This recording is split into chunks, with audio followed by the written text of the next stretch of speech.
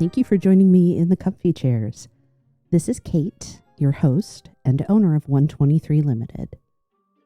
One of my favorite dirty words is accountability. Ironically, though, one of the phrases I can't stand is hold accountable. First, let's all agree that accountability is not a bad thing, but our understanding of it and its role in the workplace is pretty broken.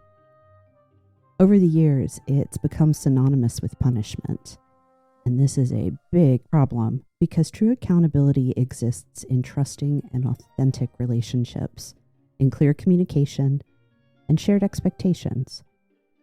When leaders get great at creating accountability with their teams, great results are sure to follow. I could go on and on and on about why accountability is essential to performance, why it depends on your ability to build strong relationships with the people around you, and how it only exists within the ongoing performance-focused communication between a leader and an employee. And that's why I'm excited to talk with today's guest, who told me that he loves talking about accountable results. Wayne, thank you for joining me. I'd like to take a moment and let my guest introduce themselves first, please. Thank you so much, Kate. I'm excited for this conversation today. I know we were chatting a little bit ahead before we hit record, and we're going to talk about some topics that I'm super excited about and very passionate about as well. So I think this can be a fun conversation. But to introduce myself, I am a husband, a father of 4 amazing kids. I know that's what everyone says about their kids, and we all believe it to be true. My oldest is 17. My youngest is 11. So 3 boys, and the 11-year-old baby is the girl, and she routinely beats up her brothers and makes sure that they are all in line and doing what they're supposed to be doing. Good girl. That's the way it works. Yeah. I founded this company called Ugly Mug Marketing about 15 and a half years ago. We are a full service marketing agency with clients in about 34 states right now. That fluctuates a little bit, obviously, throughout the year. At any point in time, we have roughly 100 to 120 clients that we're actively working with.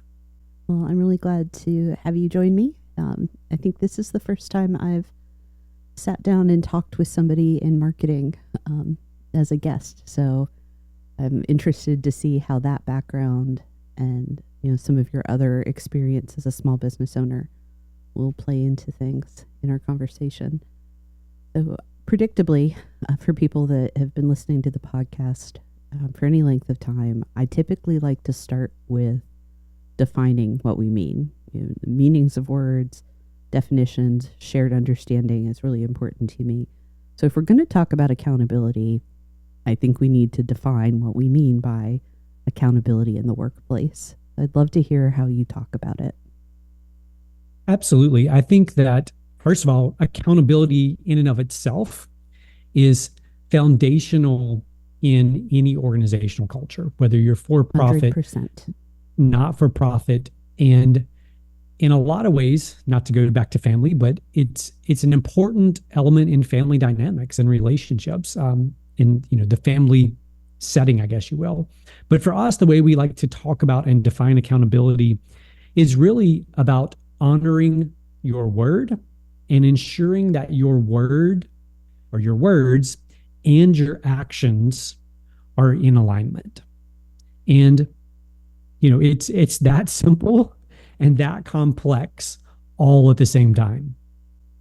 I love that. The way I've thought about accountability, and I've had the opportunity to put a lot of thought into this, both personally, but also professionally from an organizational development and learning perspective, had the chance to do whole conferences and training on the subject. Where I've landed is that there's the Merriam-Webster dictionary definition, knowing that you will make an account for your actions. So what you say and what you do, have they been accounted for? Will they tick and tie with each other? There's a sense of reconciliation. But the thing that I believe is so important, especially for leaders, because I think leaders are kind of the seat of where accountability begins in the workplace, is that it is a process. It is not a one-time thing. I said in my intro that I cannot stand the term hold accountable. Yeah. And in no small part because it makes it an event and it's often too late. By that point, people don't really have an idea of what expected of them. Yep. So I just get up on my soapbox and sound the gong for ongoing process of how we talk about what we're going to get done. Totally dependent on clear expectations, totally dependent on ongoing, consistent, transparent communication. Now, you talk about self-accountability, which I like, and I'm curious how it's different from the other flavors of accountable behavior that are kind of implicit in what we've talked about so far. Yeah, I think, when it comes to self accountability and just the whole conversation around quote unquote being held accountable, I think from a societal perspective, we here, particularly in the West and specifically in the United States, we grow up in a society where from a very early age, we are held accountable, if you will, by other figures, authority figures. So our parents hold us accountable to clean our room. Our teachers, in some aspects, hold us accountable for studying, getting good grades, taking the test.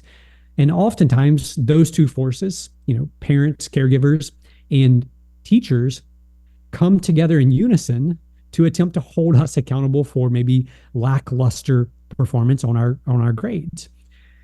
So we go through this entire early stages of development into high school and then into college, where for a lot of us, that is where we get, our training to enter into the workplace, if you will. Yes. And what's so fascinating is when we come out of that, one of the things that's an undertone is we are ready to be out from under other people's, I'm going to use the word authority, but out from other people's accountability. That's really what I believe is at the core of it. Okay. We are ready to be free from that. We want to only have to give account to ourselves. And what I think happens is when we enter the workplace at large has attempted to mirror what takes place in school, what takes place in family relationships, where it is very much a top-down approach where I'm going to hold you accountable as if we are still a child or as if we are still in this training period. So, if you really think about the way that we are brought up, regardless of how you're brought up, we're brought up under this accountability structure. And most often it is imposed, right? We have no choice. And so when we enter the workplace, I believe there's this undertone for most people that they're ready to be free from that. And yet they get there, and we often find that people get treated as if they have no brain, they can't make a decision on their own, and that there's going to be some force, whether it's a leader, a manager, a HR department, or whatever it may be, that is going to impose this accountability onto us. And so I think by default, the way the system has defaulted, there's already conflict that exists between these two relationships. So that is where I think, first of all, from just a mental perspective, I think as leaders, if you're in an organization, you have to approach it through that lens that, yes, that is the way we've been taught, we've been trained and quote unquote conditioned, if you will. But just because that was the training, that doesn't mean that is the way we expect as adults to have to live our lives. And so I think that's what creates so often this pushback and this almost rebellion against this notion of being held accountable. No one likes to hear those terms. No one wants to think of that, think of their boss or their manager as someone who's going to hold me accountable.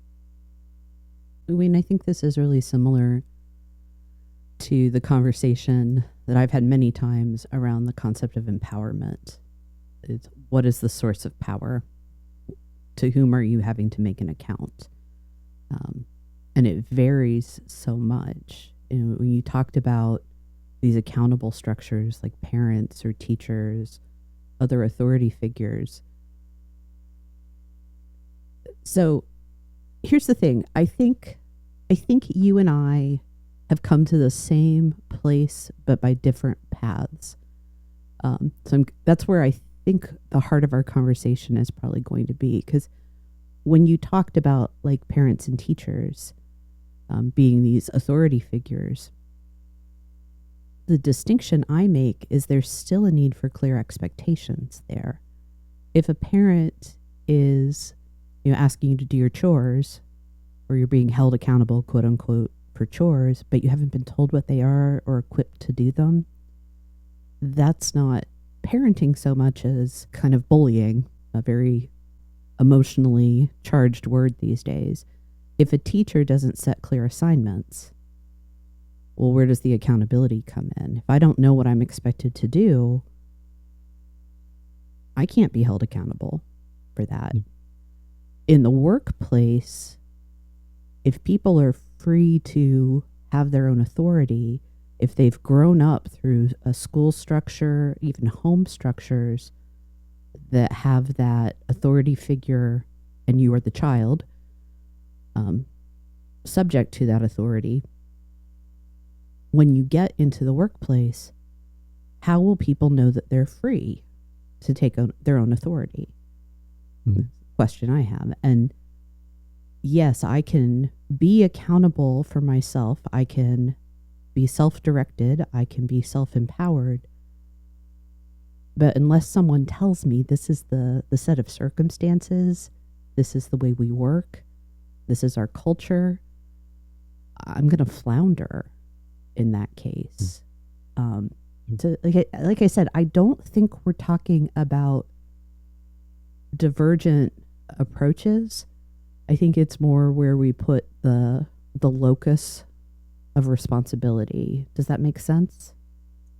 It does. And I completely agree. So coming back, kind of, I guess, putting a bow on it like you did, is this, that when people enter the workforce or the workplace, we've grown up with that structure. Let's just use school, for example, with a very clear set of expectations. Report card comes out every 6 weeks or 8 weeks, and the report card across the board is uniform. There's grades, A, B, C, D, F, like that. That's it. Mm-hmm. And those little things that go in the little boxes or on the paper or wherever you're seeing the report card, those individual letters tell an entire story.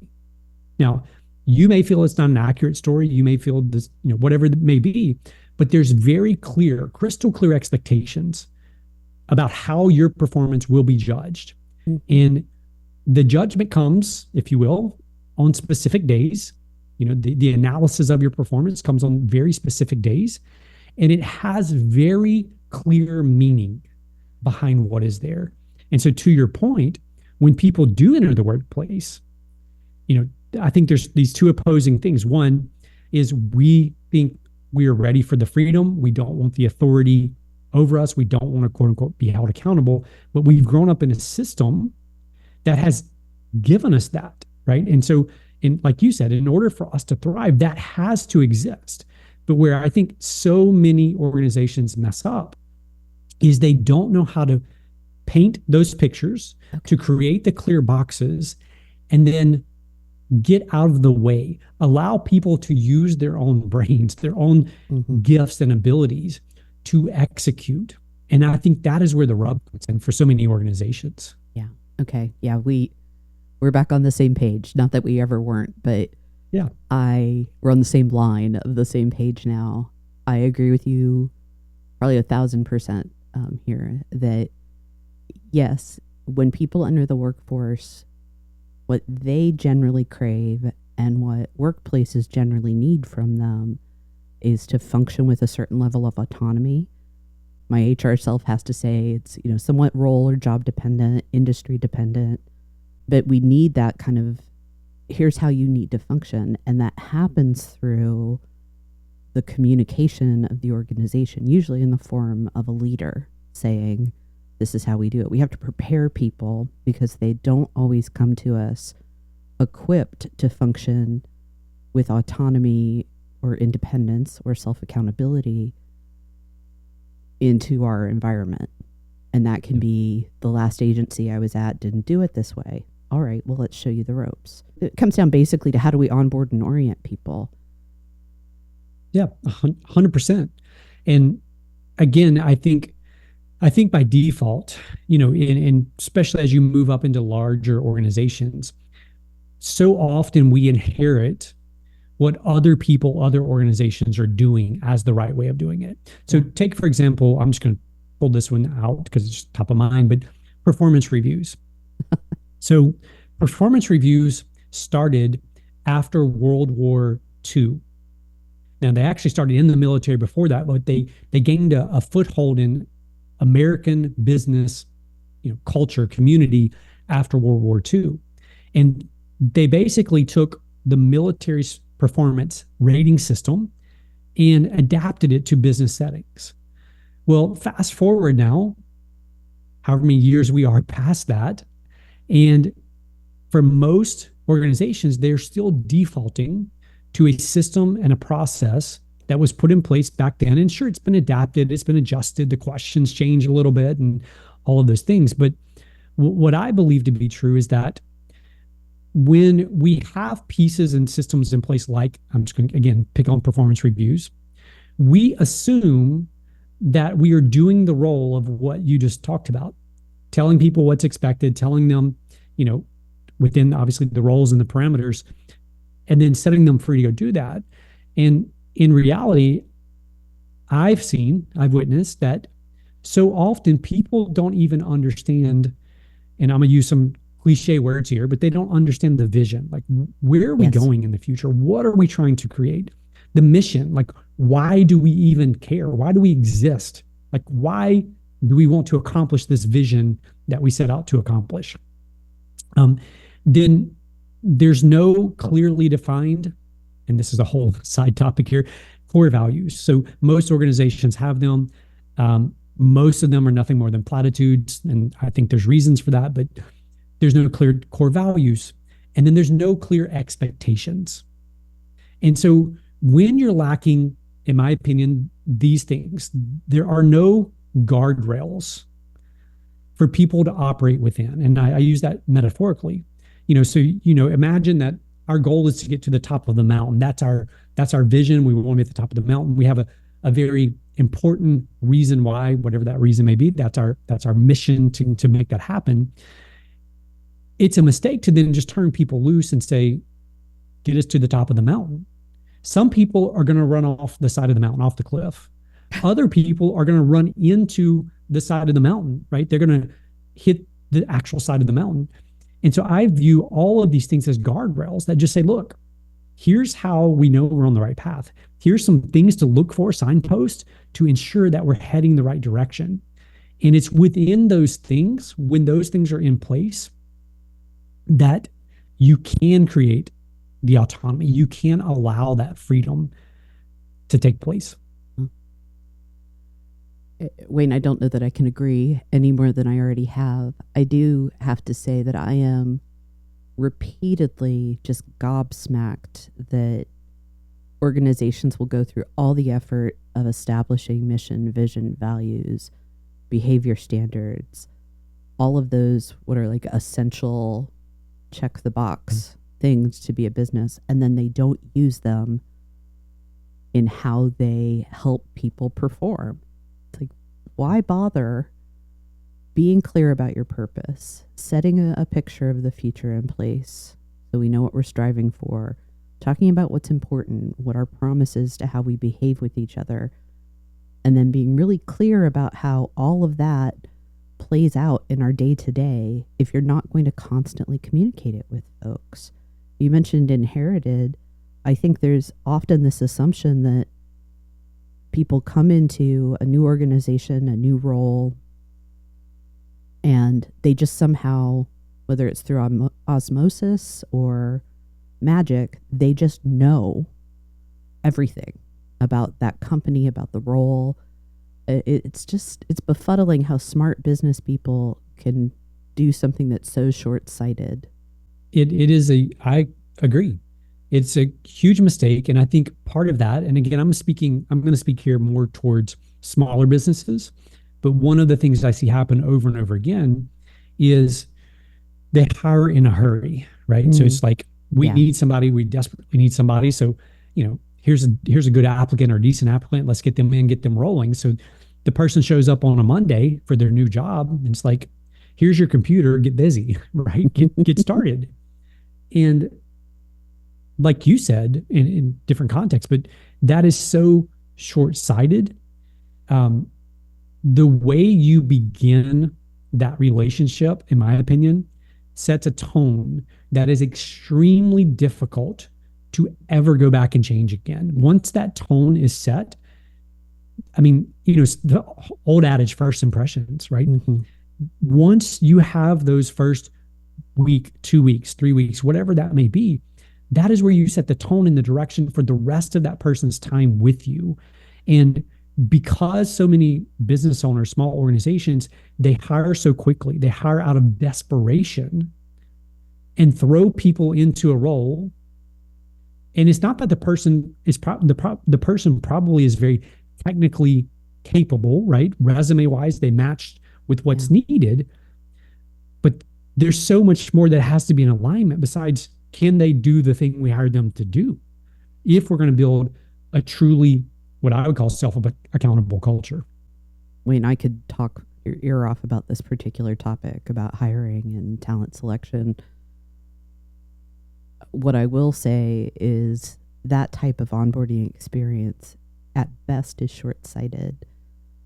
Most commonly, though, it's careless and cruel, that we just don't think of the needs of the other person. And then they become, unfortunately, accountable to a broken process, a broken understanding. And it's kind of no wonder that we have so many workforce problems these days, because what you talked about is common not just in small businesses. I can tell you from personal experience, it happens in big businesses as well. Yeah. That, we got to get some, the butts in seats approach to hiring. It kills people's spirit. It kills productivity. Yeah. When you treat people as if they're nothing more than cogs in a wheel, cogs in a machine, then you shouldn't complain nor be frustrated when that is the way they act. Right. When you treat people as human beings and you understand, and to your point, like, we have a long way to go. Like, we work on this when we hire people, but one of the questions we ask is, how is this person going to feel on their first day here, right? For us, it's just another day at the office. For us, it's another day. Yes, there's a new person here, but it's just it's normal. The office is normal. The rooms are normal. Everything's normal. For them, this is all new. So where's the bathroom? Where are the restaurants around the office? Where's the printer? You know what I mean? Like, little basic things. And again, if we switch our mindset to, these aren't just cogs in a wheel. And I will tell you from personal experience, I even hate to admit this, Kate, but I spent probably the first 7 years of this business viewing people as a necessary evil. I mean, that was my mentality. That can happen sometimes. Yeah. Yeah. It was like, I wanted to grow the agency. I had to have people to do it. Therefore, it was a liability. And what I believe to be true today is, our workforce, our team members, are a business's number one asset. So how would you take care of the number one asset? And I'm using strictly financial terms, which I typically don't talk this way, but it's mentally it paints a picture. And it paints a picture, though, of just my mindset has gone from necessary evil to this the lifeblood of the company. What changed for you, Wayne? So I had a very interesting experience take place probably 7-ish years into this business. So a friend of mine had a company. He had a couple of employees, and he came to me and he said, I'm thinking of selling the company. I've got an offer for the business, and I'm tired, honestly, of the headaches of dealing with my staff, dealing with my team. Mm. And unfortunately, this is a common occurrence. Yeah. And sadly, it's a very common topic amongst entrepreneurs. And I'll illustrate that here in just a second. So I was part of an entrepreneurial mastermind group, and we meet once a month for lunch.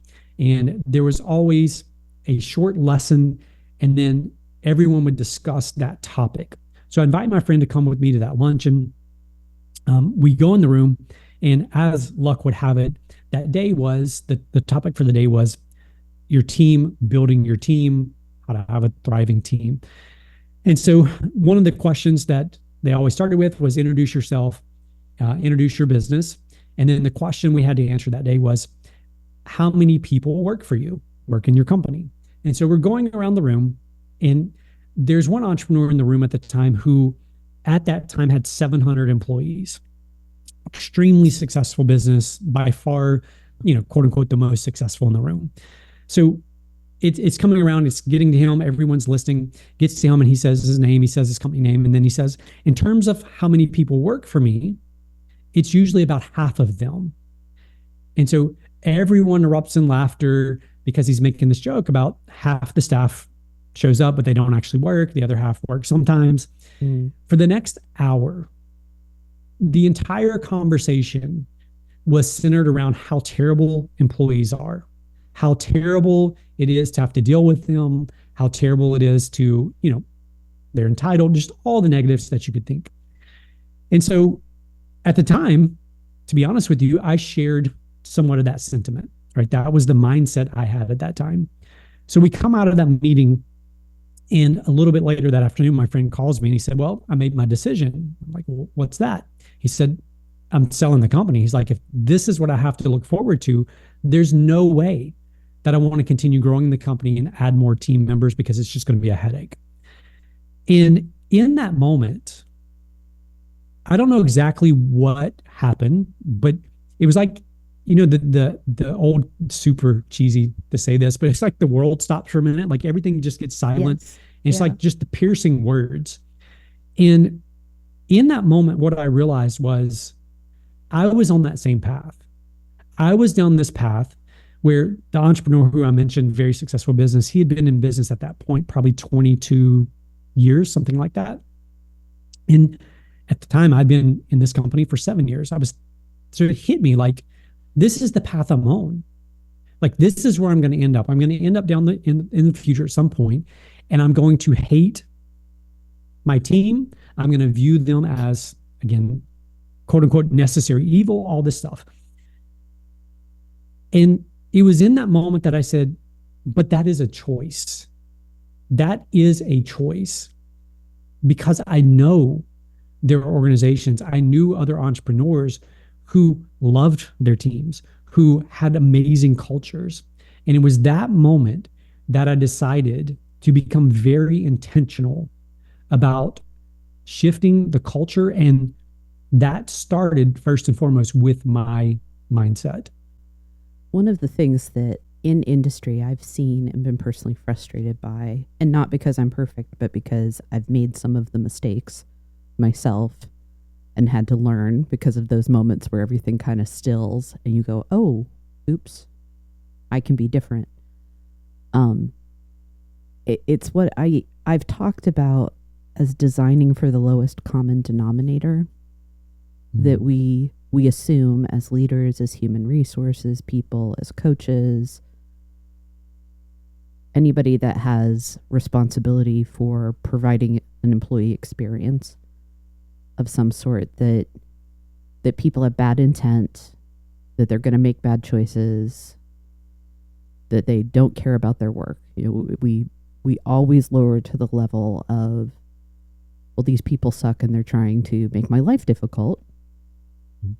And then all of our processes, our policies, our interactions are predicated on this idea that people are bad. I used to work for a company that had, more than 10,000 employees, and the joke I would make is, there are more than 10,000 of us, there are probably one or two bad people there. But everybody's joined this company knowingly. They're dedicated to the mission, or at least they're dedicated to getting a paycheck. Maybe we treat them with some dignity and respect for that, and we don't design our policies, our procedures in a way that treats them like children. And that connects back to what you said. We do approach it like your school children who don't know what you're doing yet. Yeah. Such a disservice. Absolutely. And to what you just said, the phrase that it served me well, and it still serves me well. What you focus on expands. Mm-hmm. And so when I was in that mindset that, they were needy, they were entitled, they were whatever those words were, right? They were problems. The more I focused on that, the more problems I found, the more issues I found, because that is what I was looking for. That is what I believed to be true. And I wish I could say it's as easy as you just flip the switch and you focus on the positive, the good, and you will discover more good and more positive. And that is certainly true. Like, if you focus on finding the good in people, if you focus on finding how they serve well, how they show up well, if you focus on those things, you find more of it. But from my experience, there wasn't just an immediate, in an instant, flip the switch. It was a slow process. It was a gradual process. And here's the most fascinating part of this whole thing to me. My company went from having a team of employees who were ungrateful, entitled, just problems, constant problems, couldn't do anything on their own, came to me with every single thing, to over the course of a couple years became super, super productive, like A players, like people constantly trying to recruit them away from me. And here's the most fascinating part. These were the same people. Oh, right. These were the same people. The staff hadn't changed. It was the same team members I had 2 years prior. What changed was me. Mm-hmm. What changed was the way I chose to view things. And obviously it's not just all about viewing things differently. There's things that got put in place, like getting crystal clear about where are we going? What is that vision? Well, how do we communicate that? Even some of that is I don't see you as a problem. I see you as somebody that I'm working alongside.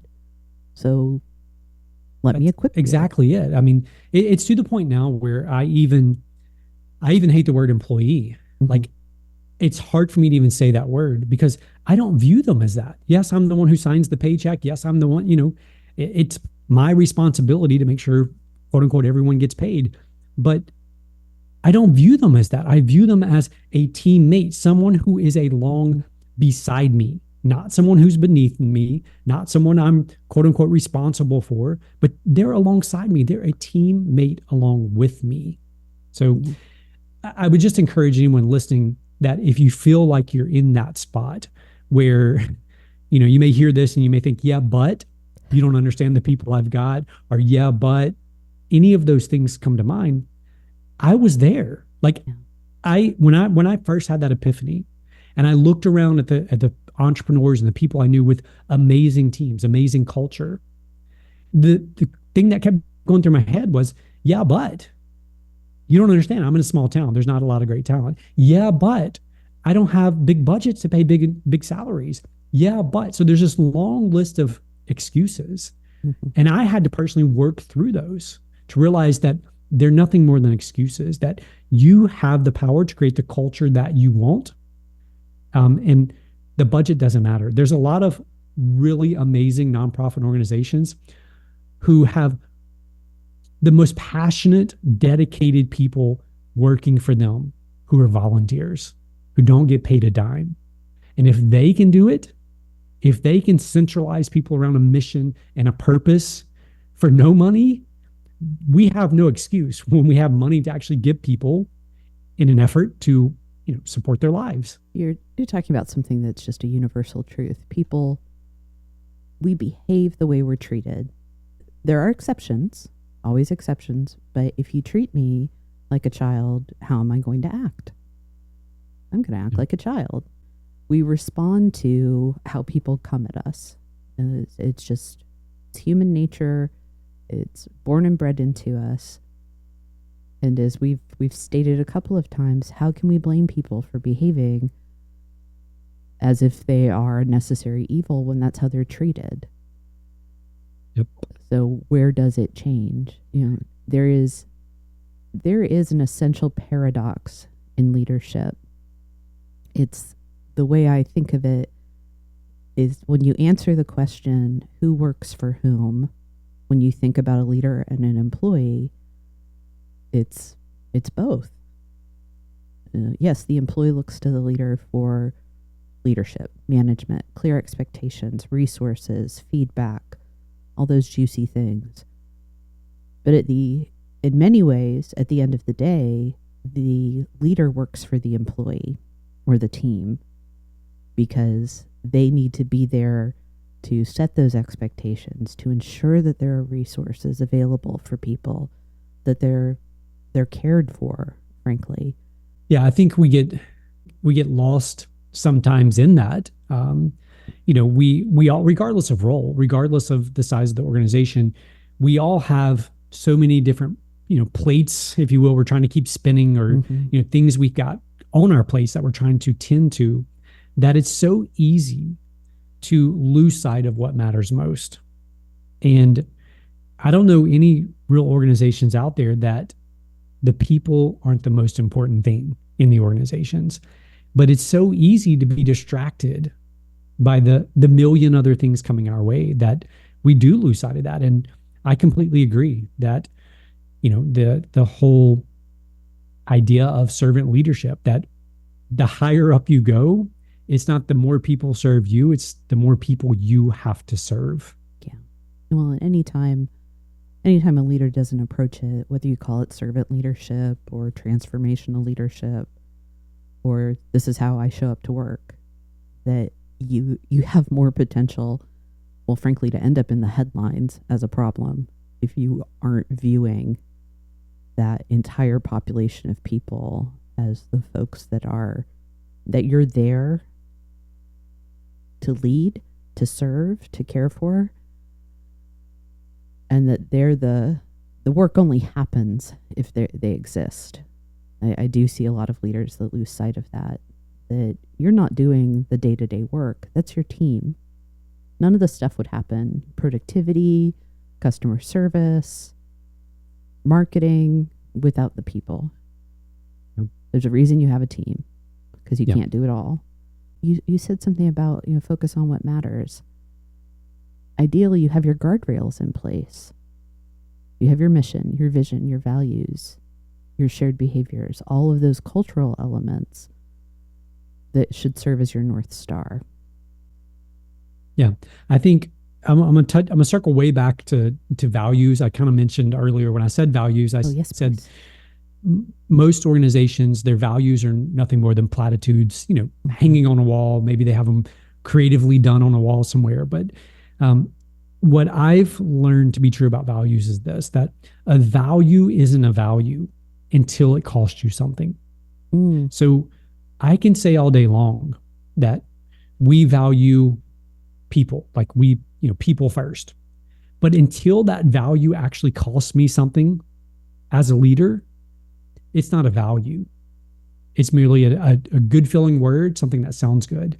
Same thing with another example, create remarkable experiences is one of our core values. We could talk about all day long how important that value is and how, we believe in creating remarkable experiences, but until it actually costs us something. In other words, we have to make a decision that is, do we forfeit some profit to create this experience? Do we, work overtime to create this experience? Until those things actually cost us something, they're not true values for us. They're just words. Yeah. I love that understanding that the things we say are important have worth. So tell me, what are some of the things that you do with your team? How do you ensure and sustain accountability and make it possible for people to be self-accountable? I think one of the very first things that we do, although I wouldn't have necessarily thought of this as a way that we help foster self accountability, the very first conversation that I have with a new hire once they come into the company is a whole conversation around trust and suspicion.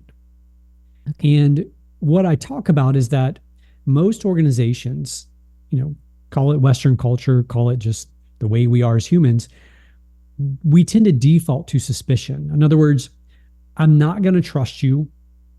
You're going to have to earn my trust. And that is the way so many organizations operate. That's the way you see it from, like you were saying earlier, they treat people like children.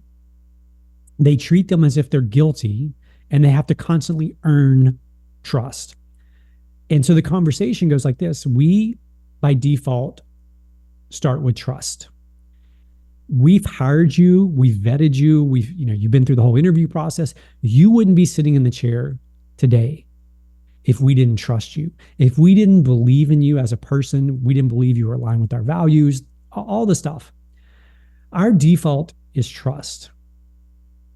You have to earn suspicion here. Very different from other organizations where you have to work to build trust. Here, you have to earn suspicion. The way that happens, which we don't want that to happen, but the way that happens is when your words don't align with your actions, whether that's explicit words or implicit words. So, and then I dive into the whole explanation. The difference is there's some implied things, right? You are here. You've seen our core values. You've been through this. You've seen our vision, our mission. You know where we're going. You've even seen our expectations. We show everybody the expectations, way before they get to the offer part of the job process. Great. So you already know all these things. And so the fact that you're sitting in this chair implies, it's implicit, you've communicated to me that you understand these things and you're willing to uphold these things. There's a whole conversation pre-hire where we, ask, like, go through this. Is there anything here that you would be uncomfortable with, that you don't feel you could live up to? So we talk about that. And we just say, there will be occurrences. It's going to happen where you give your word and then your actions are not going to align with that through circumstance, through whatever it may be. You overcommitted, whatever it may be, it's going to happen. The question is, what are you going to do about it? In that moment, what are you going to do about it? Are you going to own that? Are you going to acknowledge that? Are you going to bring it forward? Or in most organizations, what would happen is you would sweep it under the rug and hope no one notices. Here, you're never going to be criticized. You're never going to be punished. We're bringing something to our attention that you screwed up on.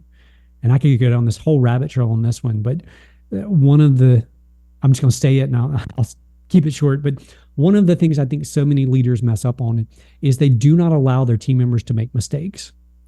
They do not allow their team members to fail. You have to, as a leader, be willing to watch your team members fail, even when you could step in and prevent the failure. Now, I'm not talking about catastrophic failures here. I'm not talking about, the world's going to end type of things. I'm talking about just little failures. There's so many failures that take place. And so often leaders step in and prevent the failure. And so what we do from doing that, number one, we frustrate ourselves as leaders because we think this person shouldn't be making this mistake. I shouldn't be having to jump in and fix this. But number two is we train the other person to not think for themselves, to know that there's a safety net there to catch them. And again, it's not an absolute, right? Obviously, if there's a major failure, jump in, save it, obviously, but allow your people to fail. And then don't just tell them how to fix the failure, coach them through with questions. Oh, so, you just sent out an email to 5,000 people and the subject line was wrong, like typo in the subject line. Okay, so what are we going to do about it? Don't tell them, never send out another email. Don't tell them. You ask questions, you coach them through it.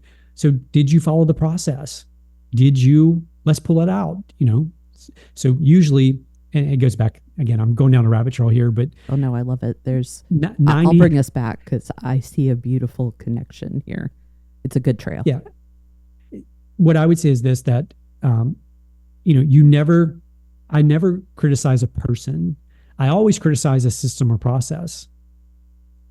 Right. And now if the person didn't follow the system or process, that's just a conversation around, look where we ended up. You sent an email to 5,000 people with a typo in the subject line. You told me that you skipped the part where you're supposed to send it to somebody to proof it. So what do we need to do to ensure this doesn't happen again? That's it. That's the conversation. So I went down a rabbit trail. I got off on that slight tangent, but those are some tactical things that I see that I've had to really work hard Wayne, on. I love this because you are starting from this absolutely pure and solid place that even the implicit things are made clear at that point of hire. As somebody is joining the team, and it sounds like even during your interviewing and kind of onboarding process, never mind once they're signed on, that you're constantly saying, hey, here's the invisible made visible. And let's be very clear that by saying yes to the job, which encompasses all these things, the culture, the expectations, the discrete role responsibilities, being a member of this team, by saying yes, we have become mutually accountable to each other. That's all the before, that's the expectation setting. Then there's the during. And I will not get us into performance reviews, but that's, how are we doing feedback? Are we updating? Are we being clear? Are we providing progress? It's the doing of work. And then whatever result you get, there's kind of an after. And that's where another dirty word comes up, and that's the idea of consequences. That because we know people are going to make mistakes, people are going to have errors. There's a reason we call it human error. We have to be prepared for consequences. And consequences are not bad. If you break it down to the actual meaning of the word, con means with, and sequence is that. It's the sequence of events. So a consequence is something that just follows with the events. And it could be something like a corrective action, or worst case scenario, you lose your job. But it can also be, I get an atta girl, or I get a pay raise, or I get a promotion. And that being clear about the balance is behavior and consequence is so important. In your case, I make a mistake and I send an email out the wrong way. I didn't follow our procedure. Well, the consequence is I get coaching about that. It's commiserate with what happens, especially if it's the first time, right? Yep.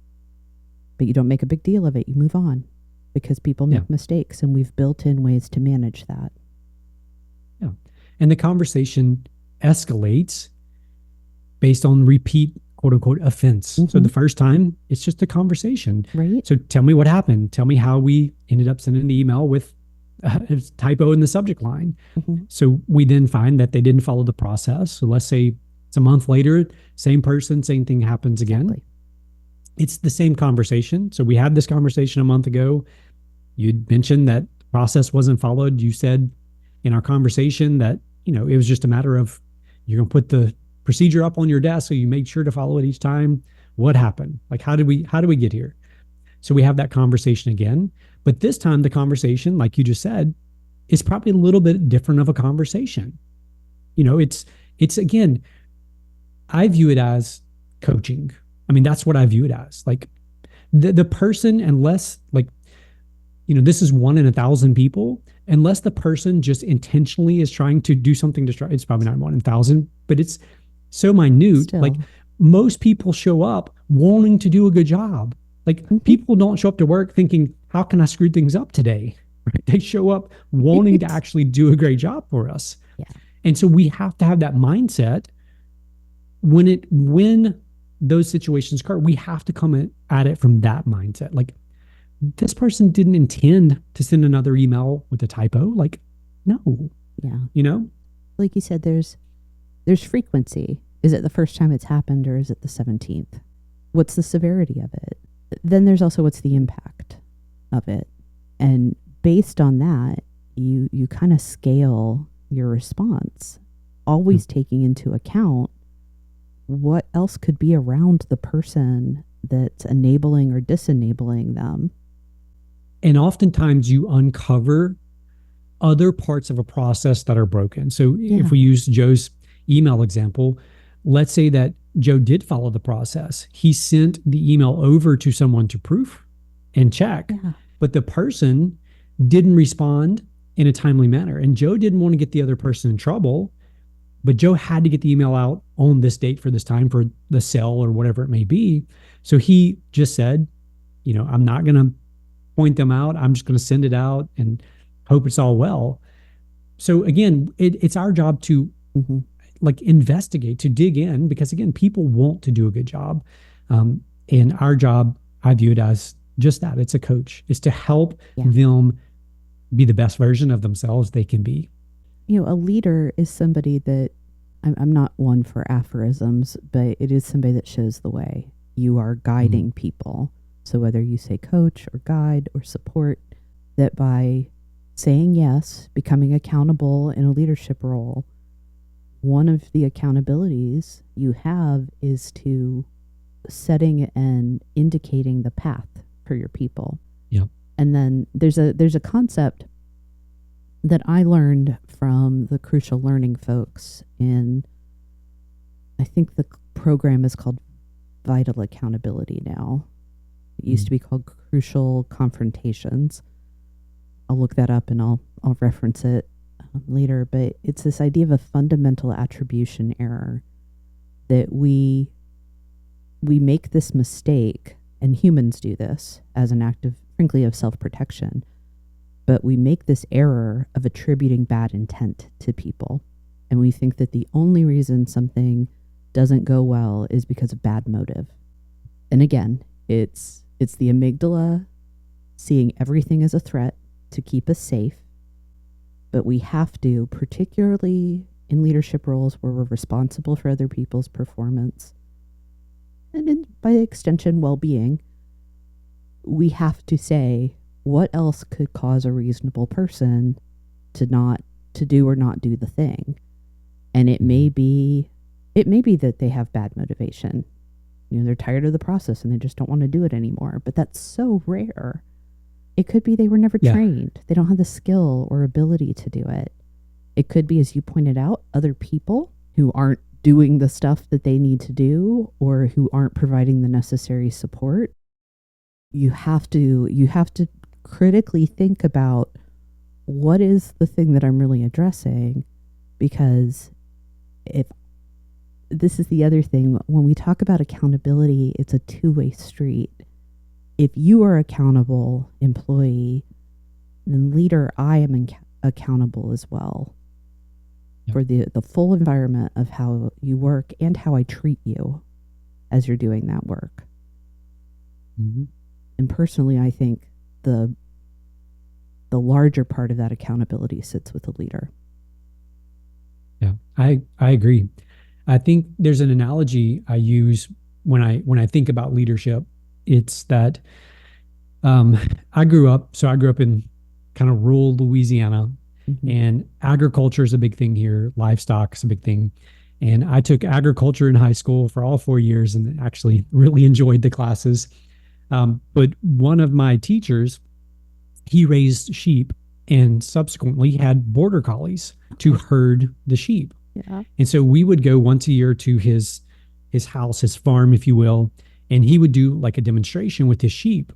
And I don't know if you've ever seen a border collie do its job with sheep, but it is the most amazing and beautiful thing you'll ever see. Isn't it? Yeah, they run behind the sheep, sometimes barking, but oftentimes not even barking. They run back and forth, side to side, and they gently steer the sheep where the sheep need to go. So when I think of leadership and I think of my role as a leader, that is the mindset that I like to think of. I like to think of my job is to be behind the scenes, gently steering people, the team, where we need to get to. They're the ones out front. They're the ones doing the stuff. But subsequently, this is just a personal thing for me. Um, I want them to get to be the stars. When things are going well, I want them to get the accolades, them to get the recognition, them to, be in the spotlight, if you will. So when people compliment me on the business or success or whatever those things may be, I try to pinpoint it back to a person or a team or people on the team to give them, because they're the ones doing it, right? Mm-hmm. I'm just gently in the back, nudging and steering. But the flip side of this is true as well. And I see this with other entrepreneur, leaders. When things are going bad, what often happens is the people, the team, get shoved out in the front. In other words, the problems are here and they get shoved out in the front. And what I like to think of it as, when things are not going well, my job as a leader is to actually become a bodyguard. I have to push through the crowd. I have to make a way through the mess to lead the team through. It's not my job to, when things get terrible, to constantly pile more pressure on the team and say, y'all figure this out. Y'all lead the way. Y'all drive through all this mess. It's the opposite. When things are great, mm-hmm. I'm in the back just gently steering and nudging, allowing them to shine, allowing them to do their things. But when things are bad, it's the opposite approach. Like, I have to take the charge, take the lead, if you will, and take all the things head on. This goes back to what you said, Wayne, about criticizing process, not people. Mm. And the leaders that have, I'm going to be definitive and probably a little judgmental myself, the leaders that have their hearts right, who recognize that processes fail more than people, even though there's human error, we account for that and we look at the process around them. The leaders that have their heart right and they see themselves as shepherding and guiding, they're going to say, how do I protect you from what's not going well? The leaders that don't are going to look for blame. They're going to blame people. They're going to disregard their role in the whole mess, and they're going to protect themselves. I get real hot under the collar about people that lead that way. And sadly, it's often the norm. Yeah. It really is. This is a head scratcher, I guess, at the end of the day, is we know it's not sustainable. We know it's not how the majority of us want to be treated, right? Like, those leaders that act that way, they don't want to be treated that way themselves, mm-hmm. even if they did experience that when they were coming up through the ranks. It's not what they wanted. I guarantee that. And it's not what any of the data or research shows us about what people crave in the workplace. Yep. So why do we keep doing it? Because it only gets results in the short term, not like long-term, sustainable, soulful outcomes. I think I'm going to answer that specifically for me. Okay. That's really the only thing we can do, right? Yeah. I think for me, one of the things that when I think about the team and how I lead the team and how I show up for the team, I think by default, I overcomplicate so much. Like, I think we have to have a million processes and a million procedures. And I think we have to have, all these, I'm gonna call them rules. They're not rules, but guidelines and all these things in place. And the more I really think about, like, you boil our business down to what do I want? What does Wayne want for the company? Like, what do I actually want? Well, I would like for the business to grow some. Like, I have realistic expectations. I don't need much growth, but like, I want to be on a growth trajectory, right? I don't want to be stagnant or declining. Number two, I want to make sure that we are serving our clients in two ways. Number one, we're serving them in such a way that we're getting results. So that's pretty important for what we do day in and day out. Like, we're delivering measurable results for those clients. But number two, we're serving them in such a way that they view us as part of their team. In other words, we're integral into their businesses. And we're not just a third party vendor. We are involved in their business, and there's a relationship there, which in my definition involves sometimes some remarkable experiences tied in. Outside of those two or three things, right? They're all encompassed right there together. Like that's all I care about. Now, and I'm not saying I don't care about my team.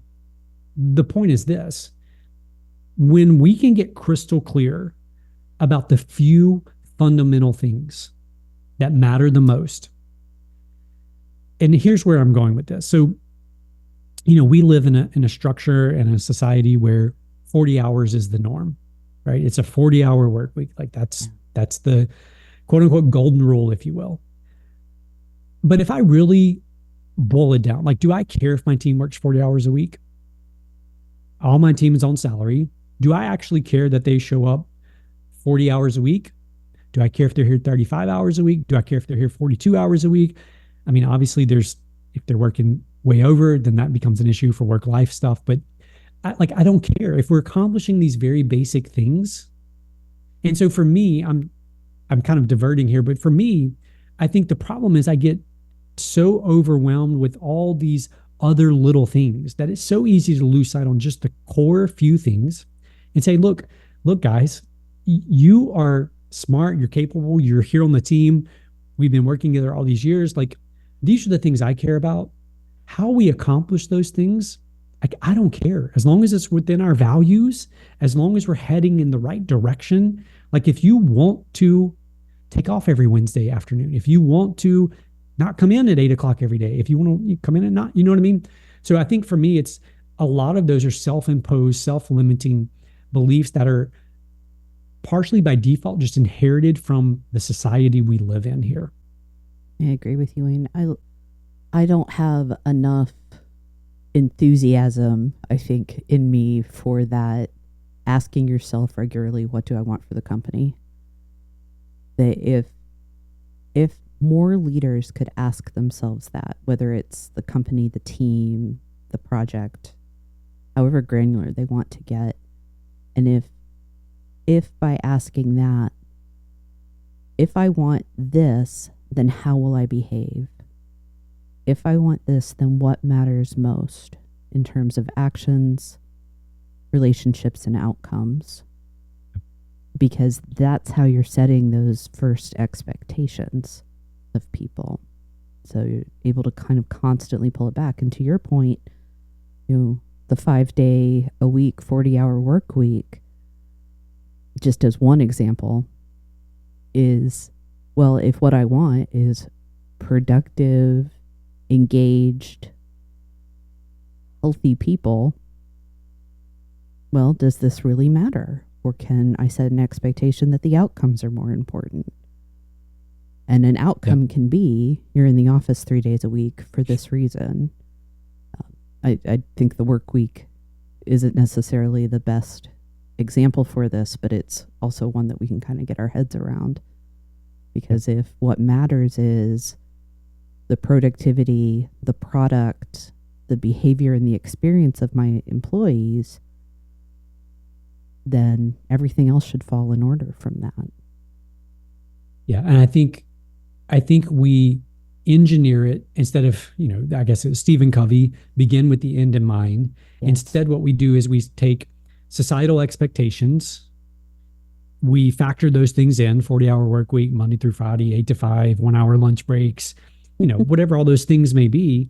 We factored those things in, and because we're trying to manage to those things, we lose sight of what matters most, which is the outcomes that we're seeking, why we exist and the mission that we're on. But because of this overlay, and I'm certainly guilty of that. I think in so many ways, the COVID experience broke so many of those molds very quickly. I mean, is a default, but now we're falling back into what was true previously, right? There's a certain push to get back that direction. Yes. And I just think big picture wise that I'm speaking to myself here. Wayne, you overcomplicate things way too much. The things that matter most are getting crystal clear about what are those outcomes that we're after, making sure everyone is crystal clear on where we're going, what are the guidelines, the expectations to get there, and what's their role in that process of getting there. And that could vary from person to person. I think that's another issue, is that we always assume that it has to look exactly the same for every person. Thank you. It does not. I treat you the same in terms of respect and like equitable behavior, but what works for you may not work for me. And if we're speaking solely in terms of productivity here, we penalize people who are more productive by making them quote unquote punch a clock. Then somebody may need 40 hours a week, but your top performers may need 30 hours a week. And yet we penalize them because we have this notion that it's fair for everyone to do the 40-hour work week thing. Yeah, fair is not fair at the end of the day. I believe that with my whole heart. And there will always be exceptions. There are certain jobs and environments that require high levels of standardization, but that's because the work demands it, not because the manager thinks it's easier. And that's one of the places I feel that leaders so often go wrong, is they don't start with what does the work require? What does the business demand of us in this space? We're going to do this work, that it needs to be done this way. Not because I want, but because that's actually what the work requires of us. And if you start with that, then everything else is going to be true. This is why I love talking about accountability, because at the end of the day, it's not punishment. It's the currency of how we get the work done. And it's about leading, it's about culture, it's about kind treatment of other people.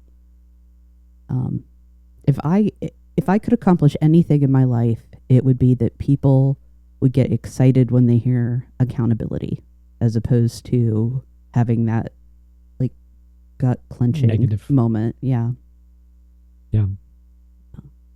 Because it just entails so much. Like, you can't talk about your mission, you can't talk about your vision, values, your culture without eventually ending up on accountability. And if you're going to have genuine accountability on your team, you have to constantly be tying it back to the big picture. This is something I could bore everyone I know talking about. I get oddly excited about it. What are some final thoughts that you have? Yeah, I think that I completely agree. And I love the phrase you just used, that accountability is the currency of, I would go as far as any healthy culture, whether it's business, whether it's family, like it's the currency. It's the medium of exchange, if you will, like you were saying. So I absolutely love that. And I think that for me as a leader, when I view accountability through that negative lens where I have to quote unquote hold my team accountable, it leads down a path of looking for what's wrong. It leads down a path of punishment, right? As opposed to, like we talked about earlier, as opposed to just natural consequences, things that show up because of certain behaviors, because we didn't live up to certain values or whatever that may be. So for me, it's just, the whole conversation I've thoroughly enjoyed, because like you, this for me, this type of conversation has made all the difference, not just in my business, but in my personal life. So, I shared earlier how up until that event that my team was terrible, and post that event, my team was amazing, same team. And again, there was a process in that, but my personal life, not that I had a bad marriage or bad family life per se, but I worked a lot. 80-hour work weeks, and I'm not just throwing a number out there to say it was a legitimate 80+ hour work week every single week. I would work a normal day at the office. I would come home, spend an hour, hour and a half with the family, and then it was back on the computer working. It was working every weekend. And so what I would say is this, that this journey and this path, it's not just about what takes place in the workplace. Number one, if you're a leader listening to this, it's going to have a profound impact on you in your personal life. But number two, it's going to have a profound impact on the people that you get the privilege of leading. Because the people that I led prior, and some of them are still here actually, but the people that I led when it was a necessary evil, there was constant contention, right? I mean, it was a constant battle. No one enjoyed the battle. They didn't enjoy it. I didn't enjoy it. Now today, it's the polar opposite. We thrive. Yes, we have conflict, but it's healthy conflict, and it's all those things. So it's just, I would say it's worth the work, right? Do the work to build the culture and the team that you want. One of the things I think we lose sight of that's so important in this conversation is that when we talk about accountability in the workplace, when we talk about clear expectations, which is the kernel of accountability, we don't recognize that what it means for us is freedom. You've used one of my favorite terms, guardrails, around this. What guardrails give us is an understanding of where we can safely go. And that's what expectations and accountability do for us as well. So yeah, there is effort that goes into it. There's lack of assumption. There's feedback. There's, managing people. But at the end of the day, the clear expectation at the start, making the implicit explicit for folks, it frees you up so much, like mentally, emotionally, and temporally, that it's more than worth it. It's more than worth it. The cost definitely is less than the benefit. Yep, 100%. Wayne, I have enjoyed this so much. Thank you for coming along and letting me talk about accountability. I've learned from you. I really appreciate your time and all of your insight. Thank you, Kate. I've enjoyed the conversation, and it's something that is very near and dear to my heart, and I hope to keep learning and growing in this area. So thank you.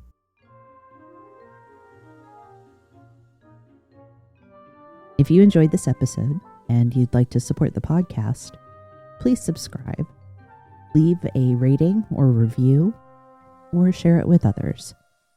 You'll find Comfy Chairs updates and other thoughts on leadership and learning on Instagram at 123 Limited. That's ONE23 LTD.